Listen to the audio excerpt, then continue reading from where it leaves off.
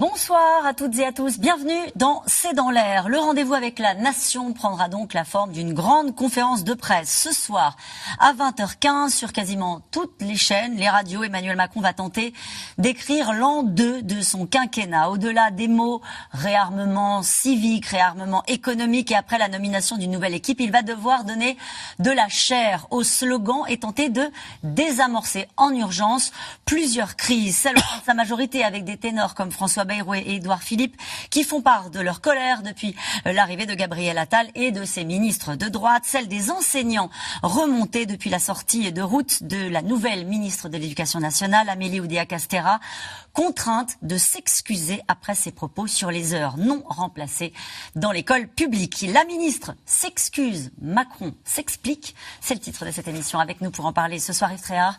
Vous êtes éditorialiste, directeur adjoint de la rédaction du Figaro. Nathalie Chuc est avec nous. Vous êtes grand reporter au journal Le Point. Anne-Charlène Bézina, vous êtes constitutionnaliste, politologue. Vous êtes maître de conférences en droit public à l'université de Rouen et à Sciences Po. Enfin, Frédéric Dabi, vous êtes directeur général opinion de l'IFOP. Je cite votre dernier livre, La fracture, aux éditions Les Arènes. Bonsoir à tous les quatre. Bonsoir. Merci de participer à ce C'est dans l'air en direct. Nous allons débuter sur cette polémique avec vous, Nathalie Chuc. Je le disais, la nouvelle ministre de l'Éducation nationale, très en difficulté, qui a dû s'excuser. Est-ce que ces excuses vont la sortir d'affaire? Que s'est-il passé ces dernières heures? Disons que les images sont assez difficiles pour la ministre de l'Éducation nationale. Elle arrive à l'ancienne école où était son fils, elle est sifflée. Je crois qu'on lui a demandé dans l'exécutif de se rendre à cette école pour essayer d'arrondir un petit peu les angles. On voit bien que la polémique prend de l'ampleur. On peut peut-être rappeler ce qu'on lui reproche, ce que lui reprochent ces enseignants qu'on entend la citer. Alors, on lui reproche d'avoir eu des versions assez divergentes sur l'explication pour laquelle, la raison pour laquelle elle n'a pas mis ses enfants à l'école publique. Elle explique qu'elle trouvait qu'il y avait trop d'absentéisme. Les enseignants de cette école expliquent, eux, qu'il n'y avait pas de problème d'absentéisme particulier, qu'en fait, la difficulté viendrait plutôt du fait qu'elle voulait faire sauter une classe de maternelle à son fils. Donc, il y a des versions divergentes. Par ailleurs, elle a eu des propos assez maladroits sur l'école publique, expliquant que l'école privée, c'était là où il y avait du bien-être, beaucoup mieux de suivi éducatif, etc., et donnant une image assez désastreuse. Donc, quand vous arrivez, vous êtes ministre de l'Éducation nationale, que votre patron, Gabriel Attal, le Premier ministre, a été un assez bon ministre de l'Éducation, c'est compliqué. Ce qu'on entend ces dernières heures quand même en coulisses, je pense que Yves Tréhard, vous avez sans doute à peu près les mêmes échos que moi, c'est que le président tient bon pour l'instant, parce qu'il veut garder sa mission. Il n'aime pas se déjuger, puis il n'aime pas offrir des têtes à l'opposition, surtout quand l'opposition réclame à corps et à cri une démission. Par contre, Gabriel Attal fait ce qu'il peut pour la coacher. Tout le week-end, elle a été coachée par les équipes de Matignon sur ce qu'elle devait faire, ce qu'elle devait dire. Il voit bien que ça devient compliqué, donc la durée de vie paraît assez limitée. Il est temps de démissionner, Madame la Ministre, dit Fabien Roussel. La pression se fait de plus en plus forte. Yves Tréhard. Ça va être le sparadrap du capitaine Haddock, vous savez. Non, c'est compliqué, c'est très compliqué. Et pour dire la vérité, tout ça est quand même assez injuste parce qu'on en fait une montagne, alors que c'est un propos certes maladroit. Alors on peut dire que Madame Oudéa-Castéra, justement, fait partie de celles ou ceux qui ne sortent pas du sérail, qui sont de la société civile, alors que tout le monde louait ce gouvernement plutôt de professionnels, de gens aguerris. Et là, elle fait sa première sortie. À mon avis, elle a mal dosé sa réflexion. Et c'est parti tout de suite. Pourquoi c'est parti? À mon avis, parce que ça faisait longtemps que les syndicats d'enseignants ne s'étaient pas fait entendre. Sous Jean-Michel Blanquer, on sait qu'à la fin, il s'était fait un peu entendre, mais c'était resté dans le milieu politico-éducatif, et ça n'avait pas eu de traduction dans la rue, ça n'avait pas eu de traduction médiatique très forte. Sous Pape Biaille, il s'est rien passé. Sous Attal, justement, Attal a essayé d'engager, je dirais, une séquence de fermeté, et cette séquence de fermeté, il l'a fait de façon très habile. Et là, c'était l'occasion en or, surtout que public-privé dans un pays comme la France, oui, c'est ça. C'est quand même terrible. Un pays, alors public, école communale publique dans le 6e arrondissement. On n'est pas dans des quartiers particulièrement difficiles. Et puis Stanislas, c'est une école en plus catholique. Donc tous les symboles sont là. C'est de nouveau le procès de l'école privée qui est fait aussi à faveur de cette polémique-là, à votre avis? C'est plutôt le procès de l'école publique qui a été fait par Madame la ministre. Oui. C'est ça qui a pas été apprécié. Et en plus avec des arguments qui paraît-il ne tiennent pas debout. J'ai pas vérifié, mais pourquoi pas. Donc c'est très compliqué. Alors après la démission de cette jeune femme, c'est aussi très compliqué. Pourquoi? Parce qu'elle a été une ministre des Sports plutôt valeureuse et qui connaît son sujet. Elle a eu le courage de remercier deux présidents de fédération, rugby et football, qui étaient eux-mêmes dans des situations compliquées et qui n'étaient pas exempts de reproches. Première chose. Deuxièmement, elle a complètement accompagné le dossier des Jeux Olympiques avec Tony Estanguet qui est chargé du dossier et elle maîtrise son sujet par cœur. On lui donne ce portefeuille de l'éducation nationale qui est compliqué. En plus, elle vient après quelqu'un qui a réussi, comme l'a dit Nathalie, même si ça a été bref. Et il faut trouver une femme.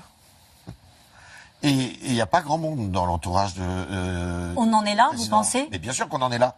On en est là, c'est que d'abord il faut respecter les équilibres, il faut... Oui, non mais on est déjà dans l'étape d'après, à vos yeux, d'un remplacement de la ministre de l'Éducation nationale. Il y a un scénario qui est... Si d'aventure, il paraît, comme disait Nathalie, que le Premier ministre aurait bien fait l'économie de cela, et le Président de la République, il a toujours du mal à se séparer, exactement comme Sarkozy, tiens, c'était pareil, toujours du mal à se séparer de ses collaborateurs ou de ses ministres. Il y a un scénario de rétrogradation, c'est-à-dire qu'elle reviendrait au sport, parce qu'il y a les JO qui arrivent quand même potentiellement, et de trouver quelqu'un d'autre. Mais ça va donner l'objet d'une bataille entre le président qui lui tient à ses choix et le Premier ministre qui a quand même construit une partie de son image sur quand quelque chose ne fonctionne pas, je le dis, on change. Ce qu'il avait fait sur la réforme du bac à l'éducation, ça ne fonctionne pas, on change.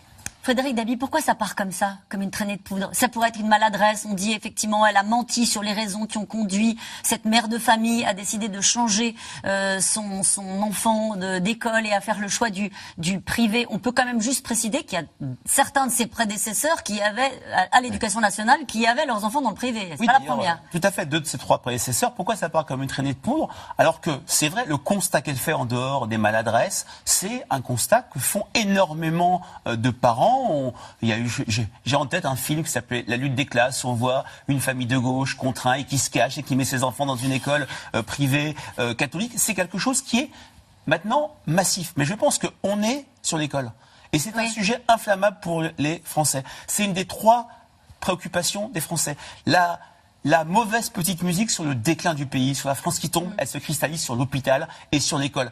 Et je pense que Gabriel Attal, involontairement, a un rôle au-delà de ce qu'a dit la ministre. Gabriel Attal, il a créé un choc de confiance à l'école.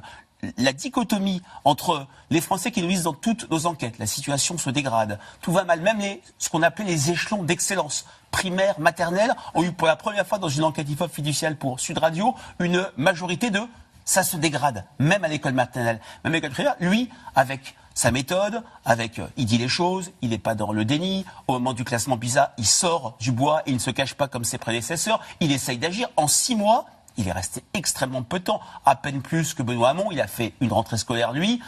Les Français, spontanément, arrivent à citer beaucoup de choses qui ont été faites. Donc, il y a une très très forte attente. Et donc, lorsque Gabriel Attal dit « j'emmène l'école avec moi le jour de la passation de pouvoir », ça ne suffit pas. Je pense que les Français... Et peut-être qu'il va utiliser cette mauvaise péripétie, ce mauvais début qui, c'est vrai, gâche un peu, phagocyte les premiers jours du Premier ministre pour peut-être prendre plus la main sur l'éducation ou peut-être, je pense à un précédent, 97, Claude Allègre. Mais l'éducation nationale, très rapidement, à feu et à sang. Je crois que le mammouth, c'est rentré 97. Il voulait dégraisser le mammouth. Dégraisser le mammouth. Et Lionel Jospin, alors qu'il n'était pas particulièrement fan de Ségolène Royal, l'a fait monter en puissance et au fur et à mesure, c'est elle qui s'impose comme la ministre bis de l'Éducation nationale. C'est peut-être un scénario à avoir en tête. En tout cas, Gabriel Attal s'est exprimé à l'Assemblée sur le sujet. Naturellement, il a été interrogé cet après-midi. La ministre aussi, elle a essayé de se défendre. Et lui a répondu à la polémique. Il a dit « Je veux m'engager pour l'école. L'école n'est pas un tapis roulant où on se pose et où on passe de classe en classe. Je veux remettre de l'exigence, de l'excellence dans l'école française. » Il sort les rames. Il sort les rames. Après, la démission d'un ministre, c'est quand même un très mauvais message. Surtout après 4 jours d'exercice de sa fonction, notamment parce que elle était déjà arrivée affaiblie par ce super ministère et ce gouvernement est affaibli par les super ministères qui laissent entendre qu'il y avait peu de monde pour le casting, parce que quand vous avez un ministre du Travail et de la Santé, alors qu'on vient de sortir d'une pandémie, que vous avez un ministre de l'Éducation et des Sports, ça fait quand même un petit peu parent pauvre du gouvernement. Alors sous-entendu, évidemment, on nous a dit c'est le 15 de France. Oui, c'est ça. On demande une équipe. On veut quelque chose de resserré. Néanmoins, c'est des portefeuilles quand même très importants. L'éducation, qu'on se rassure, se gouverne très largement toute seule. Il y a des rectorats, il y a évidemment beaucoup de sous-directions et de directions qui sont très autonomes. Mais avoir un capitaine dans le bateau, c'est vraiment très important. C'est un ministère très dur. Et donc, je pense que le message à ne pas envoyer, c'est de se dire qu'on puisse céder aussi facilement. Sous la Ve République, les ministres de l'Éducation, même après des grandes crises, ont quand même eu l'habitude de rester. Je pense notamment à François Fillon, après sa réforme de l'école, qui attend le remaniement avant de quitter le gouvernement, alors qu'il était désavoué par son Premier ministre, par le Président. Donc, on va dire que la tradition plaide plutôt pour l'idée qu'elle reste. Est-ce qu'après, l'idée de la remercier dans les formes, ça serait pas de la compter dans les futurs remaniements comme étant un peu démonétisée? Rappelons quand même que là, dans les sortants, nous avons Rima Abdul-Malik, nous avons Olivier Véran. On voit bien que c'est la réforme des retraites, c'est ces initiatives personnelles qui sont payées, mais uniquement dans les prochains remaniements, de manière à faire les choses dans les formes. Je pense que c'est un peu la jurisprudence d'Emmanuel Macron. En tout cas, elle ne se cache pas. Depuis le début de la polémique, elle va sur le terrain, elle essuie les sifflets, les critiques, elle est retournée ce matin dans l'école Littré. Elle aurait pu choisir de se cacher en se disant je vais laisser passer l'orage, la conférence du président et on verra ce qui se passe. Elle va au charbon, quoi. Elle essaie de s'expliquer avec les enseignants sur peut-être la maladresse de ses propos et ce qu'elle a voulu dire en disant je veux régler ces problèmes. Grande sportive, hein. Oui. Non, mais c'est un caractère. Bon. C'est un caractère. C'est un caractère de gagnant quand même. Ouais. Hein. Elle a malheureusement, elle a été obligée de quitter la compétition parce qu'elle s'est blessée et parce qu'elle voulait faire de grandes études aussi, ce qu'elle a fait. Il faut le dire. Elle est énarque. Hein. Elle fait partie de la promotion d'Emmanuel Macron, une promotion Léopold Sédar Senghor. Donc c'est quelqu'un qui a un sacré caractère. Hein. D'autres la connaissent beaucoup mieux que moi, mais je sais qu'elle se laisse pas marcher sur les pieds. Donc elle assume. En tout cas, c'est une sortie de route que le Premier ministre, pour l'instant, semble avoir du mal à rattraper. Amélie Oudéa-Castéra est sous le feu des critiques. On l'a compris depuis qu'elle a menti sur les raisons qui l'ont poussée à scolariser ses enfants dans un établissement privé de la capitale ce matin. Elle est donc, je le disais, allée à la rencontre des enseignants de l'école Littré, qu'elle avait donc ciblée en raison des paquets d'heures non remplacés. C'était les mots qu'elle avait utilisés. L'accueil était, vous l'avez compris, plutôt frais. Barbara Steck et Diane Cacciarella.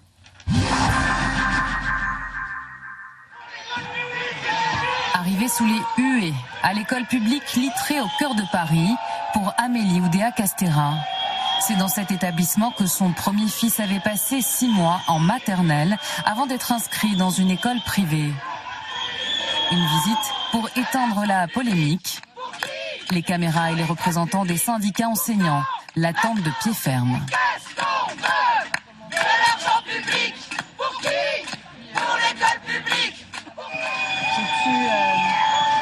Revenir sur ces excuses que je leur devais de les avoir blessés. J'ai pu aussi réévoquer le fait que je regrettais de les avoir cités nommément. Et j'ai d'ailleurs à cœur qu'ils puissent vraiment être un peu épargnés de tout ça. Un malaise et des excuses aux enseignants. Car la ministre avait justifié l'inscription de son premier fils dans une école privée par des paquets d'heures non remplacés, selon ses propres mots. Des accusations mensongères pour l'institutrice de son fils, contactée par Libération. Ce que dit la ministre est archi faux. Ça m'a horrifiée. Je me sens personnellement attaquée, je n'ai pas été absente et quand bien même cela aurait été le cas, on était toujours remplacés. Une partie de l'opposition réclame sa démission. Elle a commencé par le mépris à l'égard des enseignants, à l'égard des personnels de l'éducation nationale. Et finalement, on se rend compte que c'était davantage que du mépris, c'était un mensonge. La ministre a menti, je ne vois pas comment elle peut continuer cette action publique. De toute façon, son ministère, par ailleurs, et c'est la chose que je veux dire, est beaucoup trop grand.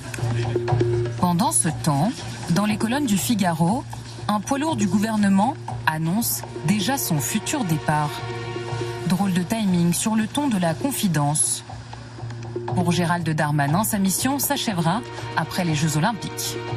Après, un cycle au ministère de l'Intérieur sera atteint. Gabriel Attal aurait certainement préféré meilleur début pour son gouvernement. Pas encore au complet et déjà en difficulté. Le Premier ministre est omniprésent sur le terrain. À l'école, à l'hôpital, au marché. Merci. Du monde. Gabriel Attal à la conquête des Français. Il faut attendre de juger sur place. On va voir. Ah, voilà.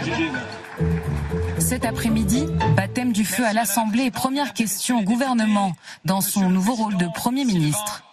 Gabriel Attal a égrené ses priorités, classe moyenne, accès aux soins, sécurité, éducation nationale. Nous devons remettre de l'exigence et de l'excellence à tous les étages. L'école n'est pas un tapis roulant sur lequel on se pose et on passe de classe en classe sans vérifier si on a le niveau. Remettre de l'exigence et de l'excellence, c'est ce que nous devons à tous les élèves de France en matière d'égalité des chances. À droite comme à gauche, les oppositions appellent à l'action. Vos défis, c'est peu de le dire, sont immenses. Le seul remède, c'est d'agir avec courage, même quand c'est difficile, même quand c'est impopulaire. C'est des paroles. Moi, je veux pas Dalida Premier ministre. Des paroles. Bon, alors vous voulez des actes, Moi, ok? je veux, Quoi concrètement? des actes. Quoi? Un gouvernement aussi sommé d'agir par le président, qui réunissait hier soir ses troupes à l'Élysée avec un message: serrer les rangs. Une soirée où François Bayrou et Édouard Philippe ont brillé par leur absence. L'ancien Premier ministre ne sera pas non plus devant sa télévision ce soir pour regarder la conférence de presse d'Emmanuel Macron.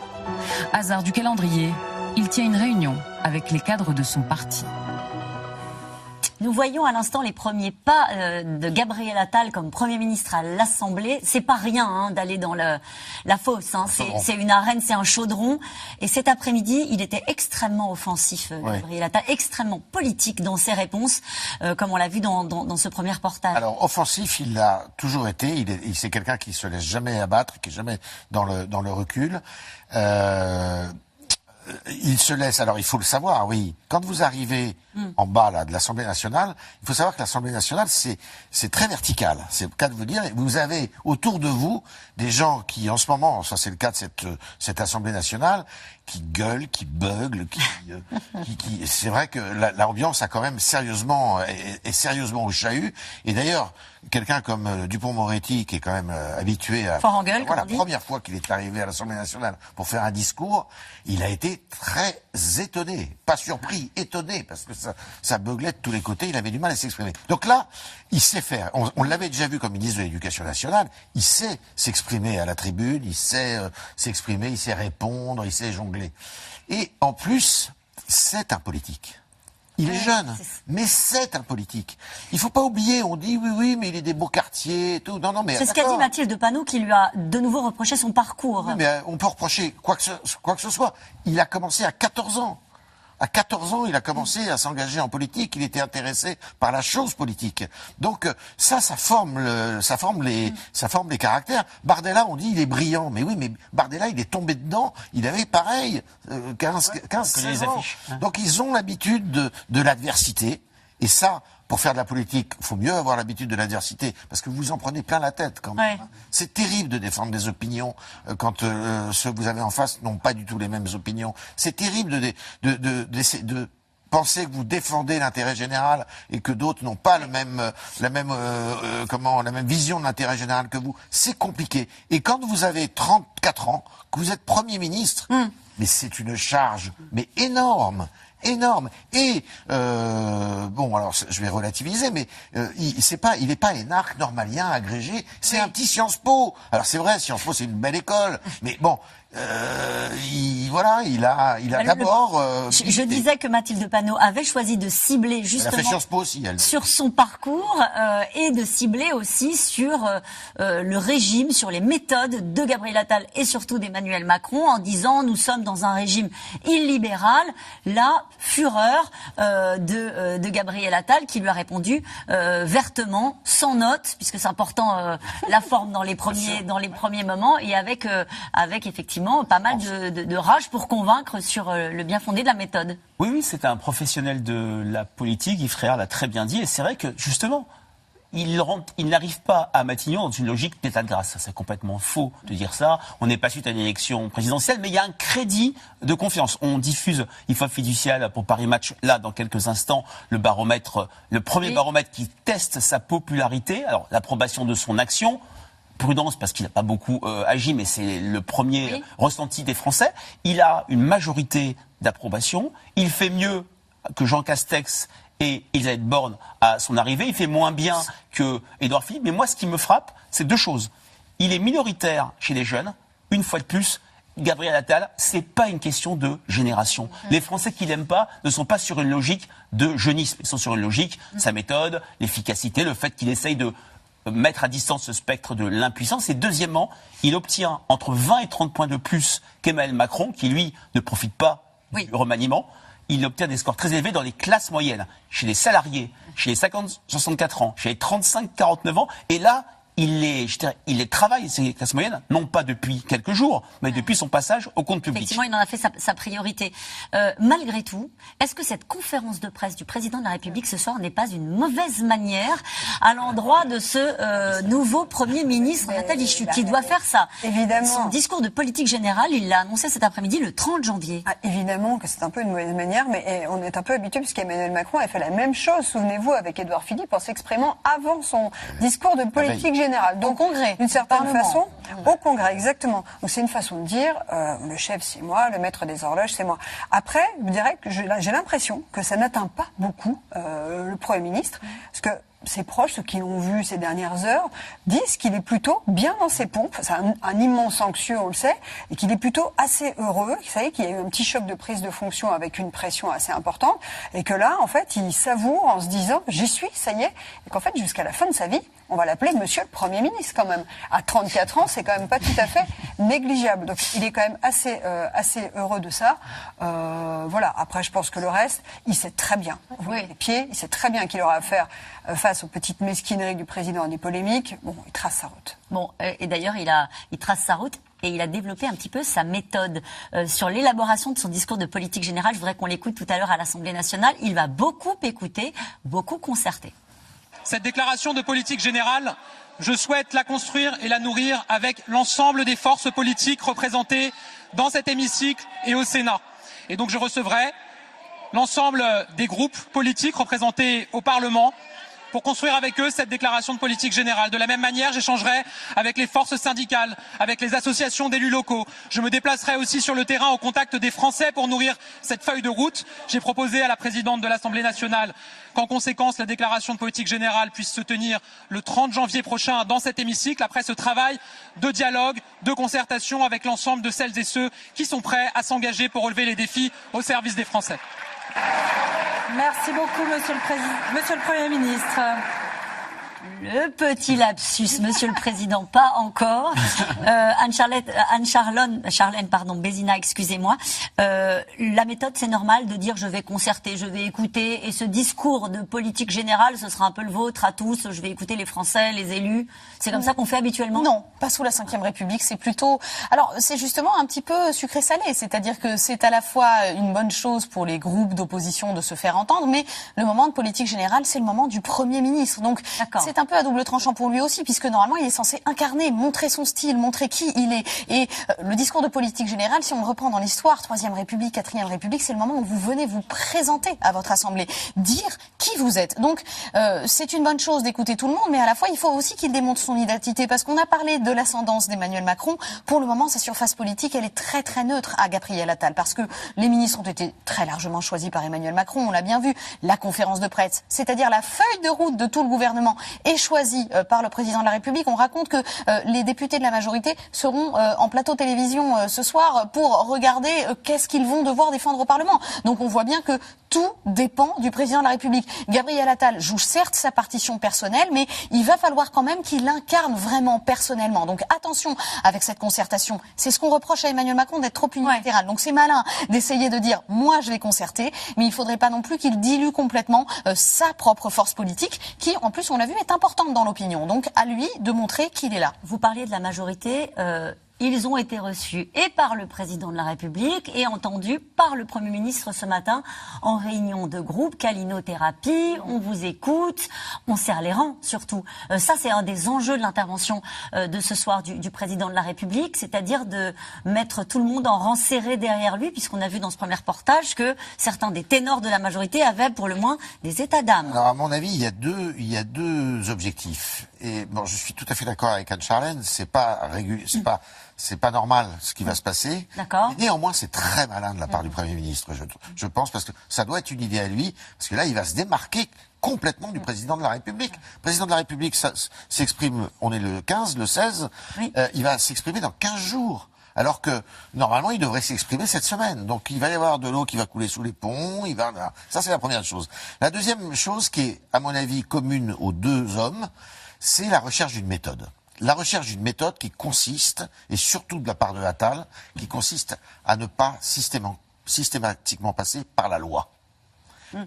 Et c'est ce qu'il a fait dans l'éducation. C'est ce qu'il a fait à l'éducation. Quand il a dit plus d'abaya à l'école, quand il a dit redoublement accepté, restauré, quand il a dit classe de niveau, tout ça, il n'est pas passé par la loi. Et il y a beaucoup de choses, à mon avis, comme ils ont une majorité relative qui est de plus en plus turbulente, de plus en plus insaisissable, et ils se disent, bon bah, on va essayer de négocier avec chacun des groupes, avec la société civile, avec tout ça, et on va essayer de trouver des thèmes, des sujets qui vont néanmoins nous faire avancer. Et ça, c'est, à mon avis, le président. Vous avez vu la tête de Nathalie Chuc? Je suis tout à fait. Le président de la République va insister là-dessus ce soir, à mon avis. Je vais pas m'admirer moi, mais à mon avis, c'est de toute manière. Parce qu'il n'a pas le choix. Mais ils n'ont pas le choix. Ils sont obligés de faire ça, parce que sinon, ça va rien changer par rapport à Elisabeth Borne. Si vous êtes continué à vous emplafonner des 49.3 tout le temps, ça va être que... Bon, donc à mon avis, là, il y a quand même une réflexion qui risque d'être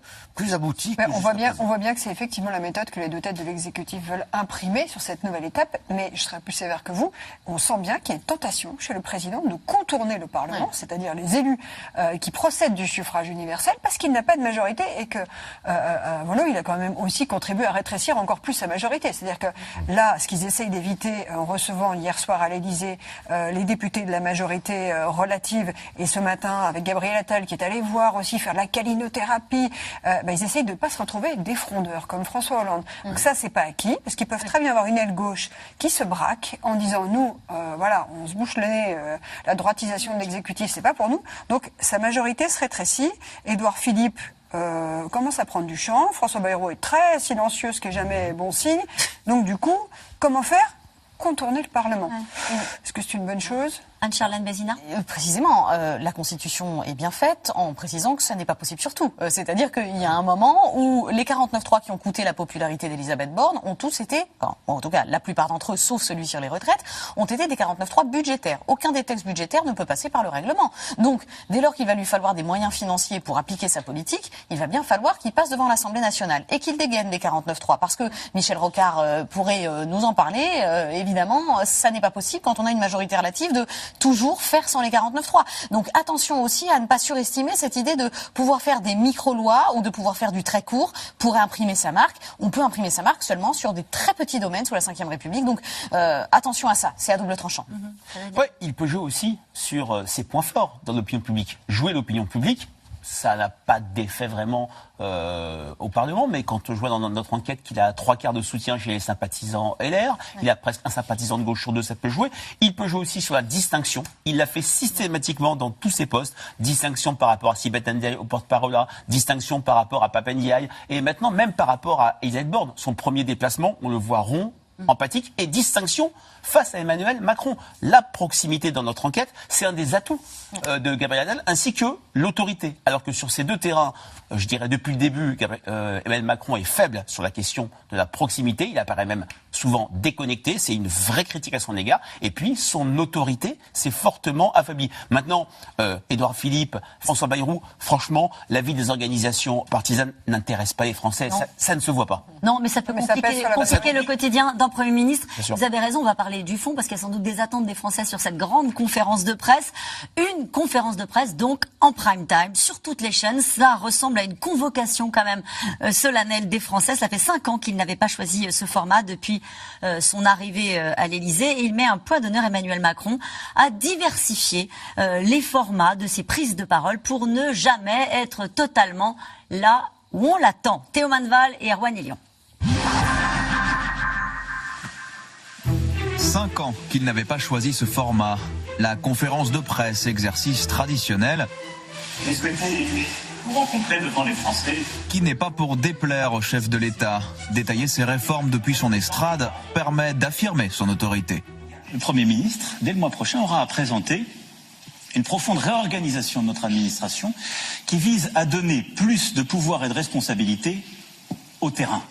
Depuis 2017, Emmanuel Macron utilise les figures imposées comme ses vœux aux Français pour rappeler qu'il est à la barre. Tel est le cap.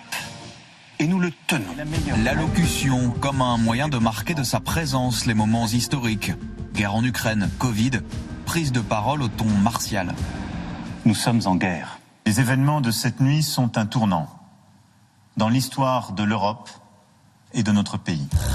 En dehors de ces grandes occasions, Emmanuel Macron a en revanche plutôt boudé les rendez-vous autrefois incontournables, comme l'interview du 14 juillet, 2 fois seulement en 6 ans. Il n'y a pas aujourd'hui un endroit en France où les gens ne vous disent pas « j'ai besoin de travail ». Il m'est arrivé parfois dans ce jardin de dire qu'il fallait traverser la rue pour parler des restaurants qui sont en face. Vous l'avez regretté ? C'est encore plus vrai, pas du tout, mais c'est une vérité. Un président cash qui veut montrer qu'il casse les codes. Je ne suis pas énervé, pas plus que vous. En 2018, il choisit Edoui Plenel et Jean-Jacques Bourdin pour une interview façon match de boxe. Ce que fait votre ami Bernard Arnault. Pardon, moi j'ai pas d'amis, Monsieur Bourdin. Les insinuations dans la vie, c'est pas une bonne chose. Emmanuel Macron, des insinuations. Je ne sais pas. Mais non, mais ni vous ni moi n'êtes des juges autour de cette table. Vous êtes des intervieweurs, je suis le président de la République et nous sommes en train de faire un débat démocratique. Et quand il opte pour un ton plus convivial, comme il y a quelques semaines dans cet avou, l'objectif est le même, montrer un président proche des Français, mais qui vient toujours avec un message à faire passer. Moi je suis un grand admirateur de Gérard Depardieu. C'est un immense acteur, il a servi les plus beaux textes. Il y a une chose dans laquelle vous ne me verrez jamais, ce sont les chasses à l'homme. Je déteste ça. Contrairement à certains de ses prédécesseurs, Emmanuel Macron ne s'est encore jamais plié à une émission en direct face aux Français. Son face-à-face à lui fut le grand débat au moment des Gilets jaunes, séance d'écoute dans toute la France, Je suis maire d'une petite commune de mais aussi de défense acharnée de sa politique. Nous sommes le seul grand pays européen qui, depuis 3 décennies, est en chômage de masse. Et ça, je peux vous le dire très sincèrement, c'est pas en rétablissant l'ISF ou en faisant le RIC qu'on le réglera, hein. Quand il veut faire passer une idée, Emmanuel Macron segmente son usage des médias. Pour défendre la réforme des retraites, il s'invite au journal de 13h, l'horaire des retraités, son cœur de cible électorale. Est-ce que vous pensez que ça me fait plaisir de faire cette réforme? Dites-le nous. Non. Est-ce que vous pensez que j'aurais pas pu faire comme tant avant moi, mettre la poussière sous le tapis? Oui. Peut-être. Mais je vous dis, cette réforme, ça n'est pas un luxe, ça n'est pas un plaisir, c'est une nécessité pour le pays. Quand il veut corriger l'image d'un président jugé distant, voire méprisant, il annonce sa candidature à un second mandat dans la presse régionale. Et quand il veut parler aux jeunes, Emmanuel Macron s'invite dans leur smartphone avec les influenceurs Hugo Décrypte ou bien McFly et Carlito. Bonjour Kylian, c'est Emmanuel Macron à l'appareil. Vous êtes en haut-parleur. Ça va? Très bien, et vous? Je suis avec McFly et Carlito, là. Et on vous adore, Kylian, bravo, on vous aime. Souvent même, plus besoin d'intermédiaire. Le président manie TikTok pour s'exprimer directement, comme il l'entend. Je vous invite tous à faire 30 minutes chaque jour au moins de sport. J'espère plus si vous le pouvez, mais au moins 30 minutes par jour. Parce que c'est bon pour la santé, parce que c'est bon pour plein de choses. Mais ce soir, retour donc aux médias de masse. 7 chaînes de télé en direct à 20h15. En 2019, plus de 8 millions de personnes avaient suivi le rendez-vous. Justement, il y a cette question de Jean-Philippe dans les Hauts-de-Seine. Les apparitions d'Emmanuel Macron à la télé réalisent-elles de bons scores d'audience? Intéressent-elles encore les Français? Pas toutes, pas toutes. Bon. Vous savez, mais il a démodé Kennedy de toute manière, hein, tout le monde. Mais il a raison. Sur le fond, il a raison. C'est-à-dire de chercher des formats neufs. Écoutez, la communication depuis le général, on nous ressasse le général de Gaulle et tout, mais on a quand même bien changé depuis. C'est vrai que là, il y a toujours la référence au général de Gaulle sur les grandes conférences de presse. Oui, sur les grandes conférences de presse, mais le monde a changé. Tout le monde sait que les enfants, les jeunes ne regardent plus la télévision comme on la regardait nous, que il y a des publics auxquels il faut parler, et de moins en moins de publics sont au rendez-vous des grands rendez-vous des grandes émissions politiques. Donc il a raison d'aller voir McFly et Carlito. Après on peut contester, ils font la roulotte sur le... La roulade sur la... pas la roulotte. Non, mais j'imagine, parce que en roulette. Je dis ça, si ma mère ou ma grand-mère avait vu ça, mais bon, c'est vrai que c'est complètement... Elles n'auraient pas aimé les roulades sur la pelouse. C'est comme ça, il faut pouvoir l'accepter. Et sur les émissions assez traditionnel. Il n'a pas toujours fait des bons scores. Il en a fait d'excellents pendant la crise du Covid, où là, il avait fait d'excellents scores. Il prend un risque ce soir. Pourquoi ? Moi, il prend un risque énorme pour moi. Parce que d'abord, comme vous l'avez dit, il a convoqué toutes les télévisions, donc toutes les grandes chaînes vont retransmettre. S'il fait un mauvais score, ça va être compliqué. Pourquoi d'ailleurs le choix de la conférence de presse ? Justement, je vous rejoins, je pense qu'il a raison de diversifier les formats. Emmanuel Macron est très souvent accusé, on lui prête beaucoup de narcissisme, d'aimer se mettre en scène. Donc là, évidemment, convoquer toutes les chaînes de télévision et saturer l'espace médiatique pendant une soirée entière ne peut que renforcer cette impression. Après, je pense vraiment que le président a compris qu'il y a un décrochage très important de la population avec les hommes politiques. C'est-à-dire que les Français ont zappé les politiques. C'est-à-dire qu'ils ne les regardent plus, ils ne les écoutent plus. Pourquoi ? Parce qu'ils pensent qu'ils sont totalement impuissants, qu'ils peuvent rien faire pour eux. Et je pense qu'il l'a entendu. Il faut lui mettre quand même à son crédit le fait d'essayer de diversifier les formats pour intervenir à des moments où les gens sont derrière leur poste. Combien de conférences de presse présidentielles avons-nous vues sous Nicolas Sarkozy et sous François Hollande? Elles étaient l'après-midi en général. L'après-midi à des horaires où les gens sont en train de travailler. Donc ça n'avait absolument aucun sens. Donc il essaye ça. Il essaye aussi, on l'a accusé de multiplier les gadgets démocratiques. Les conventions citoyennes, le grand débat, les réunions format samedi avec les partis politiques. Il essaye de raccrocher les Français à la politique désespérément. Alors il fait d'autres choses par ailleurs pour casser ce lien, certainement. Mais quand même, il essaye. Sur quoi il est attendu ? À mon avis, il est attendu sur les grands enjeux qui concernent les Français, c'est-à-dire le triptyque santé, inflation de pouvoir d'achat, sécurité. L'école, l'éducation, c'est déjà bien pris en charge par Gabriel Attal et on en parle énormément. C'est vrai que il n'est pas complètement démonétisé comme ont pu l'être en fin de mandat Nicolas Sarkozy et François Hollande. Il n'est pas en fin de mandat. En fin de mandat, enfin en tout cas en dernière partie de ce mandat de 10 ans. Quand je regarde le niveau de conversation des Français sur ses vœux du 31 décembre, il est supérieur à celui de 2021 et 2022. Pourquoi ? Je pense, et je fais référence à ce qu'a dit Frère sur le Covid, il a fait souvent des annonces, des interventions où il annonçait des choses fortes, où il a changé la vie des Français, annoncer le confinement, même s'il n'a jamais prononcé le mot confinement. Et je pense qu'il y a toujours cette attente-là, même si, il ne faut pas oublier, au-delà des différents vecteurs qu'il a utilisés, des différents moyens, il y a deux choses qu'on oublie. L'émetteur, ça compte. Et parfois, ce que tu dis est si fort qu'on n'entend plus ce que tu es. Et, je dirais, deuxièmement, le message. Et c'est vrai qu'il n'a rien annoncé de spécial lors de l'émission de C'est à vous, il n'a pas annoncé grand-chose lors des vœux. Seulement, il a seulement dit « J'aurai l'occasion dans les prochaines semaines de vous dire comment on relèvera ces défis ». On finit par une simple conférence de presse. On attendait quelque chose de peut-être très inédit.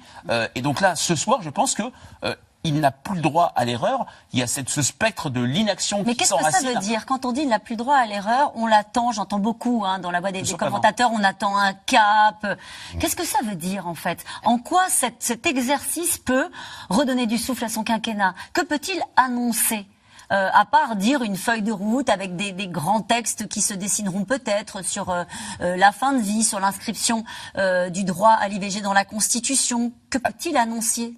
Ça, la feuille de route, il l'a fait lors de ses vœux. Quand il a parlé du réarmement, il a décliné différentes mesures. Il y a deux choses. Il doit peut-être faire quelques annonces fortes, sans pour autant, et vous l'avez dit Nathalie, empiéter sur la place de son Premier ministre. On se souvient d'un François Mitterrand nommant Laurent Fabius et s'éclipsant, lui laissant toute la lumière jusqu'à son émission d'Yves Mourouzi quasiment 12 mois après. C'est une autre époque aussi. Mais je pense que il ne peut pas se permettre d'être encore dans un discours de la méthode. Le discours de la méthode, presque rocardien, c'est plutôt Gabriel Attal qui a devoir le prononcer.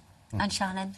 Des résultats. Moi, je crois que c'est ça que les Français et la majorité et le gouvernement attendent. C'est-à-dire qu'on a parlé des artifices démocratiques, on a parlé des supports, certes, mais à chaque fois, on promet des choses et on n'a pas nécessairement le rendez-vous du résultat. Grand Vous débat, pensez à quoi? dommage, Notre-Dame brûle le soir même où on devait avoir les résultats. L'idée ensuite de consulter le CNR. Dommage, on n'a pas eu le rapport final qui devait donner à une grande loi. Les conventions citoyennes. Dommage, toute la reprise sans filtre n'a finalement pas donné vraiment lieu à des mesures législatives fortes. Donc ce qui est important, c'est que là, on le disait, il veut reconnecter avec les Français. Le format de la conférence de presse, c'est la recherche de la proximité. Ce rendez-vous pour faire nation. C'est ça, au fond. C'est arriver à retrouver de la popularité. Donc, ce que les Français vous disent, c'est de nouveaux artifices, on n'en a plus besoin. Maintenant, on veut vraiment savoir qu'est-ce qui va compter. Et vous disiez la feuille de route, c'est quand même important parce que précisément c'est le remaniement que les Français ne comprennent pas forcément dans son sens, puisque Elisabeth Borne aurait pu payer de sa tête, mais alors à ce moment-là, après la réforme des retraites.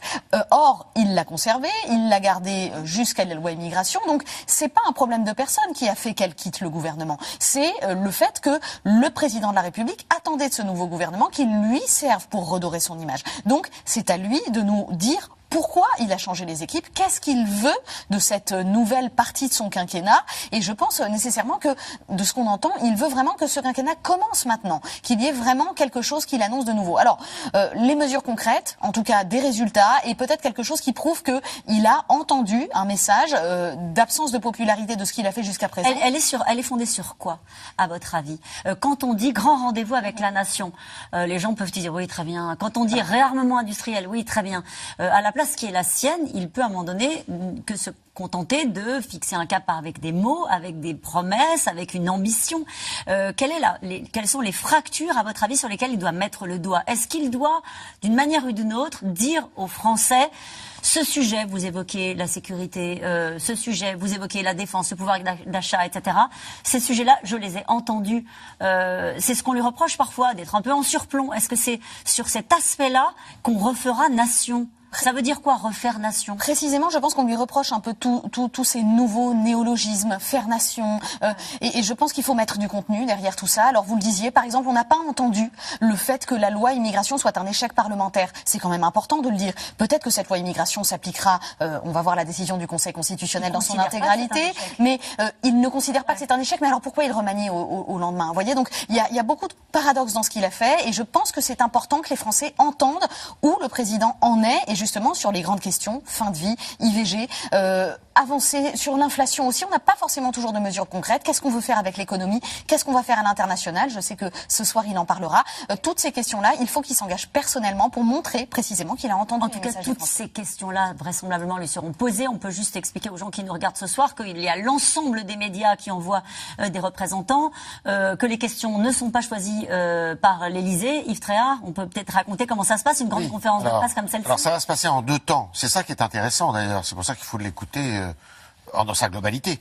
D'abord, il y a une introduction du président de la République qui nous est présentée pour durer 20 minutes. On peut compter le double, à mon avis. Ah oui? Et oui. Et dans laquelle il va, ça serait important parce que on va voir ce qui est important pour lui justement. Il y aura sans doute de la politique étrangère parce que dans ce format très gaullien pour le coup, il va être obligé de nous parler de la guerre en Ukraine, jusqu'où la France est capable d'aller, du conflit au Proche-Orient, de son attitude vis-à-vis d'Israël et du Hamas, de ce qui se passe avec les Houthis, parce qu'il va nous en parler dans la mer Rouge, dans la mesure où ça participe de l'inflation, puisque les prix augmentent considérablement, puisque les bateaux ne peuvent plus circuler. Tout ça, il va en parler. Et il va sans doute être obligé de parler de l'immigration. Parce qu'effectivement, le dossier n'est pas clos. Le Conseil constitutionnel va donner ses conclusions et il va censurer probablement, je parle sous contrôle de Charlène, des dispositions.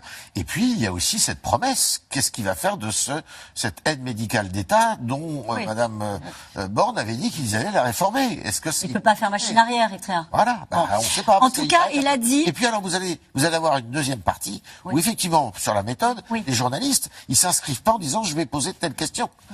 ils lèvent le doigt, on leur donne la parole, et c'est un peu à la tête du client, en fonction de la volonté du président de la République, qui dit, un tel, vous pouvez me poser des questions. Et là, c'est, je dirais, figure libre.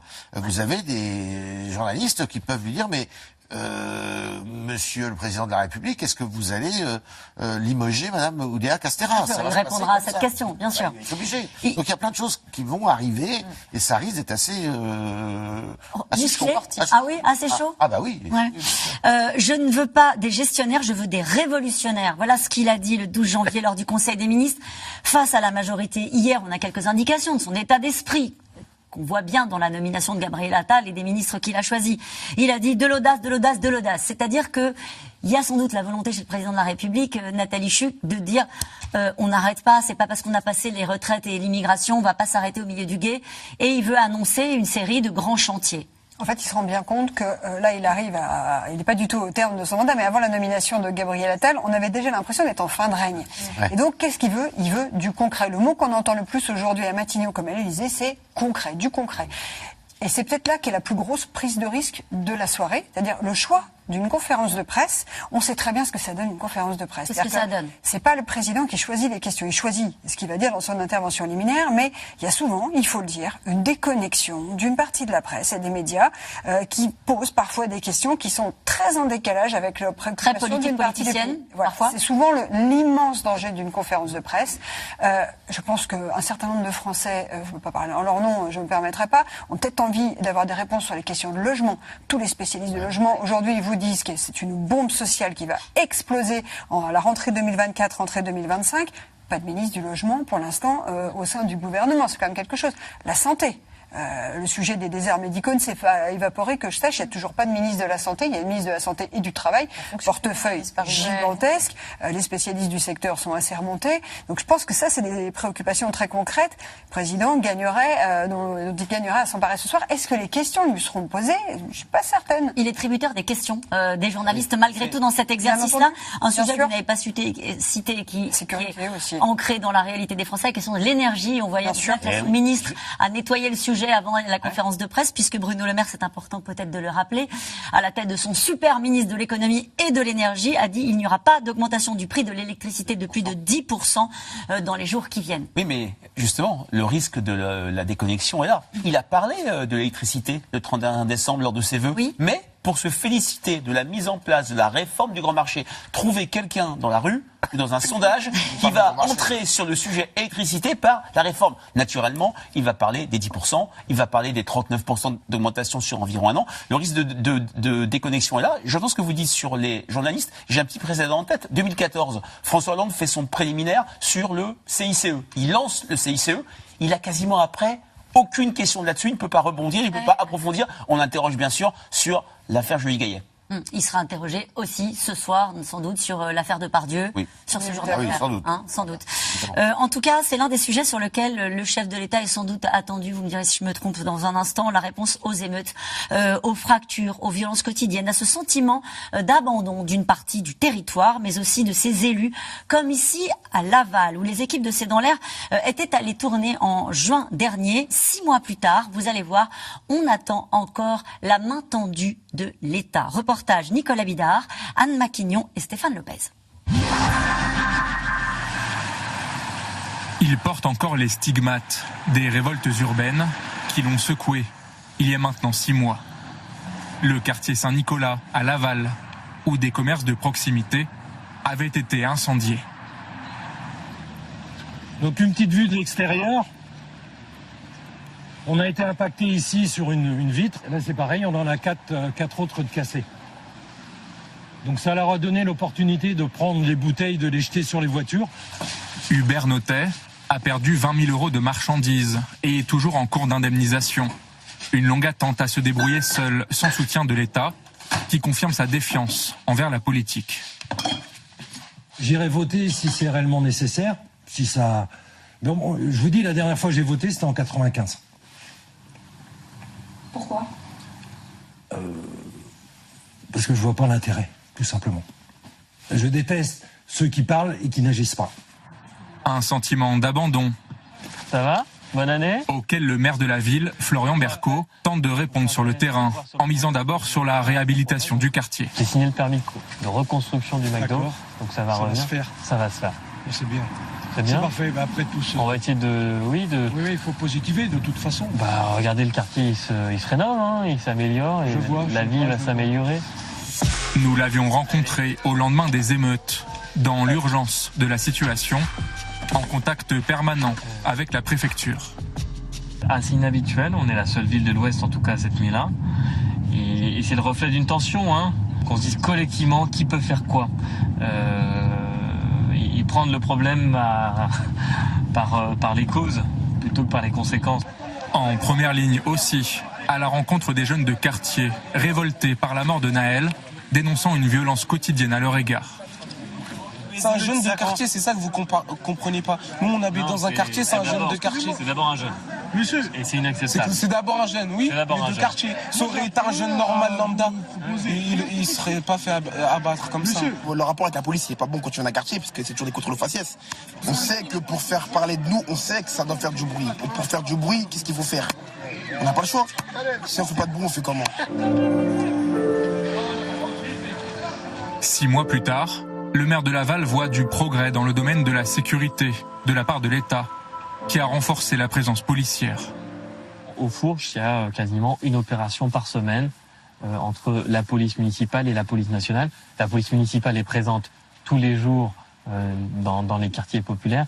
Mais là, c'est de faire venir vraiment un binôme, police de proximité et police plus armée, la police nationale. Donc ça, c'est intéressant. Le dialogue est vraiment instauré ou réinstauré et renforcé, qu'il préexistait. Là, on sent vraiment tout le monde est soudé et travaille de concert. Mais pas de quoi, selon lui, réconcilier les habitants avec l'État, tant le manque de services publics est grand. Il est grand temps de remettre sur les territoires du service public d'enseignement supérieur, de remettre du régalien, de remettre de l'emploi public sur nos quartiers et nos territoires. Donc, je crois qu'il y a un rééquilibrage d'une France qui s'est pensée très métropolitaine à une France aussi des préfectures et sous-préfectures. Et ça, j'aimerais que le président de la République en parle. Ces Français, il parlait des classes moyennes, elles vivent majoritairement dans les villes moyennes, dans les villes d'équilibre comme les nôtres. 50% des Français vivent dans des villes moyennes. Pour retrouver de la cohésion sociale, la municipalité mise depuis 3 ans sur la rénovation urbaine. Plus de 100 millions d'euros investis dans le logement, les espaces publics et les équipements sportifs et culturels. Frédéric Dabi, votre réaction à ce reportage, qu'est-ce qu'ils peuvent attendre de cette intervention du chef de l'État ? Déjà de parler d'eux, c'est vrai, de parler de ces territoires, de la France moyenne, de la France qui se sent oubliée, de la France qui voit les services publics partir, qui voit la perte d'autorité de l'État. C'est vraiment ça qui est au cœur de toute une série de perceptions des Français sur la sécurité, l'immigration. C'est intéressant ce reportage, ce que disaient les jeunes, il y a toujours ce sentiment d'être oublié, sentiment de relation très difficile avec la police, mais de ce point de vue-là, il y a vraiment 2 France. Il y a une France majoritairement qui est très en soutien des forces de police et qui a oublié les émeutes, même si c'est étrange qu'il n'y ait pas eu une sorte de retour d'expérience ou de prise de parole officielle d'Emmanuel Macron, et une France d'une partie de la jeunesse qui se sent exclue. Cette question, les problèmes d'insécurité sont-ils le talon d'Achille d'Emmanuel Macron ? Une question de Bernard. Sans doute que ce sujet sera abordé ce soir avec des chiffres de la délinquance. C'est un peu le sujet, enfin le régalien, ce qu'on appelle le régalien, c'est un peu compliqué, mais tout ce qui concerne la sécurité, l'autorité, la justice, c'est ce qui est reproché à Emmanuel Macron. C'était un peu l'angle mort d'Emmanuel Macron pendant le premier quinquennat. Pendant le second quinquennat, il a essayé de corriger avec une autorité qui a été restaurée place Vendôme au ministère de la Justice, où on a senti qu'il avait un peu changé de discours, le garde des et puis la loi immigration aussi quand même, et puis la démultiplication de Darmanin sur le terrain qui s'est montré plus présent. Et c'est quand même la perte d'autorité. Je pense que c'est un thème absolument majeur parce que ça recouvre, si vous voulez, tout. C'est la souveraineté de la France en fait qui est en jeu là, à tout point de vue. L'école, le respect de la France à l'étranger, enfin ce qui s'est passé au Sahel, tout ça, c'est quand même effectivement l'impression de déclassement. Alors un petit exercice pour terminer cette émission. Bon, je ne sais pas si vous serez présent à cette conférence de presse, mais si vous aviez une question à lui poser, Yves Tréhard. Moi, ça serait une question, alors il faudrait que je la formule, mais sur le trafic de drogue, je pense que c'est un des thèmes majeurs qui est impensé par tous les gouvernements et qui est en train de gangréner notre pays et qui est une des causes principales de la délinquance qui explose dans notre pays. Le trafic de drogue qui met des villes en coupe réglée, Marseille, Grenoble, Nîmes, beaucoup de villes. Et des petites villes aussi. Et des petites villes, et c'est un problème majeur. Nathalie Chuc. Je demanderais, en 2017, vous aviez promis de réconcilier les Français avec leurs représentants. En 2018, au moment de la crise des Gilets jaunes, vous dites que vous avez échoué, et aujourd'hui, on en est où? Un exercice? Moi, je lui dirais qu'en 2017, il avait promis aussi de dépasser les clivages politiques. On était dans En Marche, c'est-à-dire qu'on a créé une force politique avec Emmanuel Macron. Et là, on est en train de se poser la question de savoir si elle va lui survivre, puisqu'on a les élections européennes et il est en fin de mandat. Donc je lui dirais, avez-vous réussi ? Alors, les sondeurs, en général, ne posent pas de questions on en pose au président, mais je vous offre cette possibilité. C'est très gentil à vous. Je lui demanderais s'il veut vraiment avancer sur la question de la fin de vie. Il a annoncé qu'il prendrait son temps. Beaucoup de temps. N'est-il pas en décalage avec des Français qui souhaitent que les choses avancent assez rapidement sur l'aide active à mourir? Et nous revenons maintenant à vos questions, à vous. Cette question d'Alain dans le Val-de-Marne. La nouvelle ministre de l'Éducation nationale, sifflée et huée, peut-elle rester à ce poste si sensible? Nathalie Chuc. Elle peut rester par la volonté du président de la République, c'est tout à fait possible. Mais après, elle est extrêmement démonétisée, à peine avoir entendu. On en a connu d'autres, des ministres qui étaient dans la seringue, pardon de le dire comme ça. Je pense à Éric Dupond-Moretti, qui a été... Mais à qui on reconnaît une compétence sur les questions de justice. C'est plus compliqué. Là, ce qui lui est aussi reproché, c'est une ministre des Sports, ancienne sportive de haut niveau, quelle est sa compétence, quelle est sa crédibilité sur le secteur de l'éducation sans lui faire offense. En précisant que tous les ministres seront présents à cette conférence de presse 15 de France, puisque c'est l'expression consacrée désormais. Ne doit-on pas mettre au crédit de la ministre de pointer un problème concret auquel sont confrontés les parents d'élèves dans la vraie vie? C'est ce que vous nous disiez tout à l'heure. Clairement oui, son constat est juste et son expérience, même si peut-être que c'est pas complètement vrai, même si elle a eu tort de parler de sa vie personnelle, de parler des enfants plus heureux, plus épanouis, sous-entendu à l'école publique on n'est pas heureux et pas épanoui, c'est ça qui a mis le feu aux poudres, mais c'est quelque chose qui est vécu par les Français. Il n'y a plus de guerre scolaire depuis très longtemps en France, et on oublie de dire qu'une partie ultra majoritaire de l'école privée est sous contrat et a des liens avec l'éducation nationale. Gabriel Attal a-t-il commenté la maladresse de sa ministre de l'Éducation? Pas publiquement. Pas en public. Pas publiquement. Ça il a dû en répondre devant l'Assemblée quand même aujourd'hui. Il a été obligé plus ou moins de s'engager sur cette question. Maladresse, il ne faut pas oublier aussi qu'il y a l'art et la manière. Et c'est ici la manière qui a manqué. C'est-à-dire que elle a ravivé finalement quelque chose qui est très épidermique en France. C'est la querelle entre le public et le privé. Savary, avec la loi Savary, si on veut des exemples de ministres de l'Éducation qui n'ont pas duré très longtemps à cause de cela, et lui a été obligé de démissionner justement parce que sa loi avait inflammé la France. Donc attention à ces questions un peu épidermiques. Elle aurait pu, au moins, même sans compétences particulières, maîtriser l'idée qu'elle allait peut-être blesser. Beaucoup d'excuses quand même, elle en fait beaucoup, donc elle amplifie encore. Est-ce qu'il n'aurait pas fallu peut-être réfléchir un petit peu en amont? Ce gouvernement, cette majorité-là, n'a pas rien fait pour les professeurs depuis qu'elle est arrivée aux responsabilités, notamment en termes de rémunération? Si, ils ont fait, puisque oui, après le Covid, c'était un engagement qui avait été fait. Donc non, il y a eu des changements. Et puis l'éducation nationale, je dirais que des efforts sont portés. Il va falloir les améliorer, enfin les intensifier. Moi, je crois qu'on ne sortira de cette polémique que si le président de la République ce soir ou le Premier ministre arrive à déporter l'attention sur autre chose. C'est malheureusement toujours comme ça que ça se passe. Allez, Emmanuel Macron peut-il faire des annonces surprises? Bon, alors si c'est des surprises, vous n'allez peut-être pas nous le dire maintenant, mais il faut qu'en tout cas il se passe quelque chose. Alors il y a il peut pas. Là où il est limité, c'est qu'il n'y a plus d'argent en caisse. Ça fait très longtemps qu'il n'y en a plus, mais là il y a un engagement, c'est de faire 12 milliards d'économies. Et en plus au regard de ce que nous demande l'Union européenne. Donc là, il va pas pouvoir sortir un chèque en blanc. Hein. Il faut trouver 12 milliards, a dit le ministre de l'économie. Donc ça va être compliqué, ça peut pas être à caractère financier. Alors il y a cette question qu'on a beaucoup ce soir. Ludovic dans le Var nous la pose. Les journalistes qui donneront la réplique à Emmanuel Macron ce soir ont-ils été briefés en amont? Non, alors racontez comment ça se passe une nouvelle fois. Non, conférence de presse, c'est vraiment vous levez le bras comme ça et puis la personne qui a le micro, elle est à côté de vous ou pas. Mais non, il n'y a pas à ma connaissance, il n'y a pas de sélection du tout. Enfin, moi, pour les conférences de presse auxquelles j'ai assisté et où j'ai pu participer, jamais on me disait tu poses la question là-dessus, etc. La seule chose qu'il peut y avoir parfois, c'est en fin de conférence de presse ou à partir de milieu de conférence de presse, des attachés de presse peuvent essayer de savoir un peu sur quoi portera la question pour éviter que ce soit redondant. Et si le président de la République n'a pas abordé certains thèmes, qu'on puisse avoir une palette assez large. Et vous voyez, il y a ce doute sur la façon dont les choses peuvent se passer. Vous disiez, le risque, c'est d'avoir l'impression d'être déconnecté de ce qu'attendent les Français, qui peuvent se dire, ils sont entre eux, ils parlent de sujets qui les intéressent et les questions ont été briefées à l'avance. Oui, c'est toujours cette société de la défiance et cette critique que portait il y a très longtemps Jean-Marie Le Pen sur l'établissement, c'est-à-dire le monde politico-médiatique, voire sondagier. Emmanuel Macron ne devrait-il pas commencer par se constituer une majorité à l'Assemblée avant de se lancer dans de grands discours?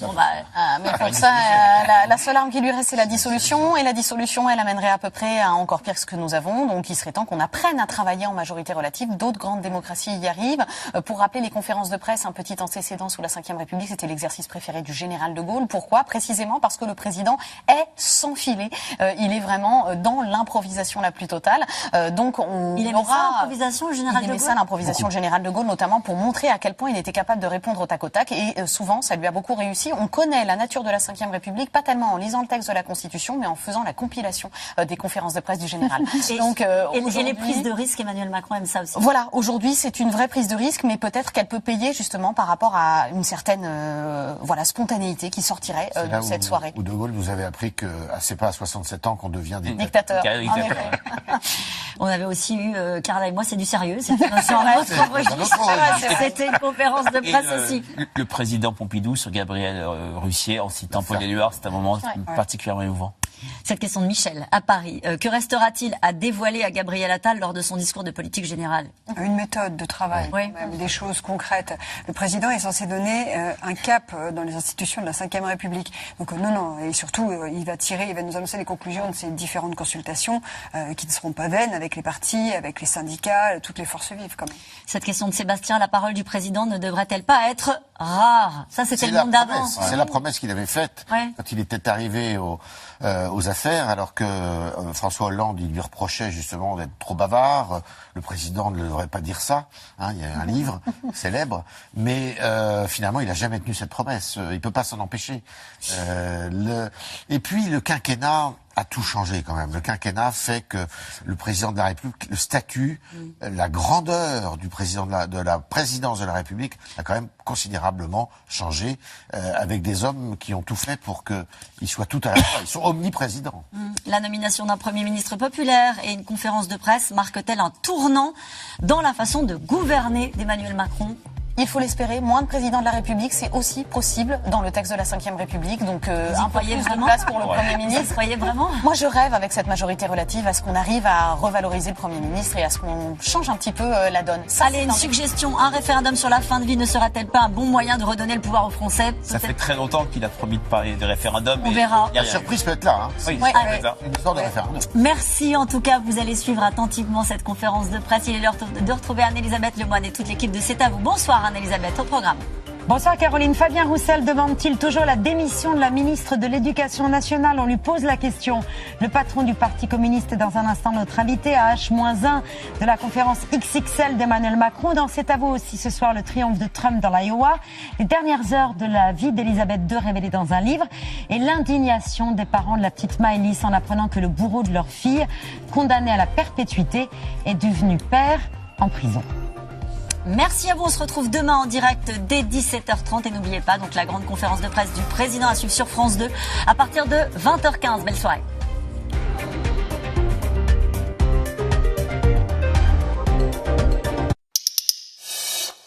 C'était C'est dans l'air avec le yaourt gourmand